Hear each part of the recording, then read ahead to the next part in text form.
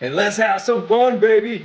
Yeah! Here is a simple thing, not easy, on how you can avoid early extension, okay? First, you have to understand why are you doing early extension to begin with, and realize that you can't just change early extension, because early extension is the result of something that's happening before early extension ever occurs.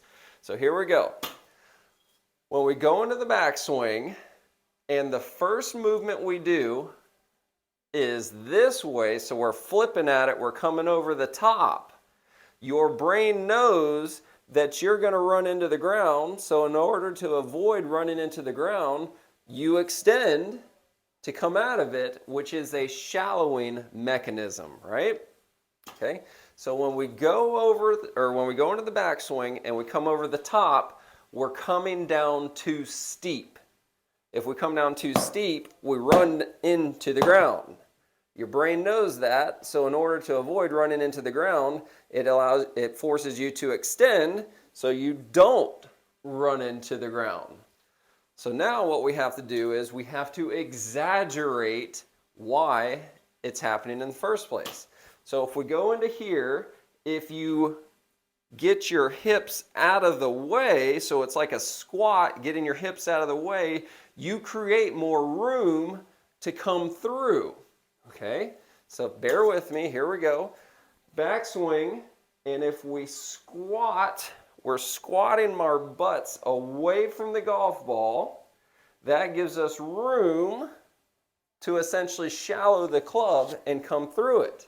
Versus what most people do is they start the downswing with the hands. Can you see this line okay? Okay, so when you start the downswing with your hands, it's too steep. So your brain makes you shallow the club by extending, early extension, so that you can come through the golf ball. If the first move we do is squat away and then rotate, we've already shallowed the golf club. And then we can just finish the golf swing. Very simple, not easy at all. So the way that we're going to try to train our brain to do this is very, very slow. Get to the backswing, squat back, and then rotate your hips, rotate the belt buckle towards the target. Backswing, squat, rotate through the target. Backswing, squat, rotate through the target. This is the opposite of what every amateur does, which is backswing, start the golf swing, down. That's very steep. And then you extend to shallow the club to get through it. So backswing, squat, rotate the belt buckle so that now the club is shallow, right? We see how it's shallow. I didn't do anything with my hands.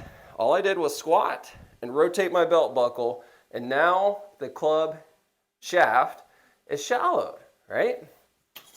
Backswing, squat, rotate the belt buckle, come through it. Backswing, squat, rotate the belt buckle, and come through it. Not easy, just do it over and over and over again.